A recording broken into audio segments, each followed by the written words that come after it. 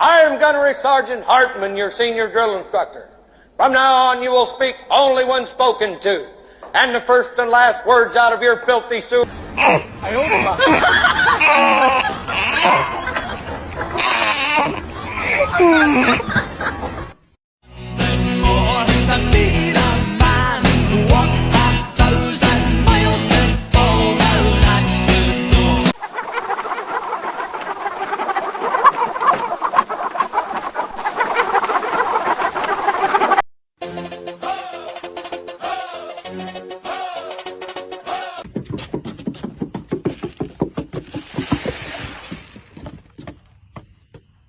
They see me rolling, they hating, patrolling and trying to catch me riding dirty. Trying to catch me riding dirty.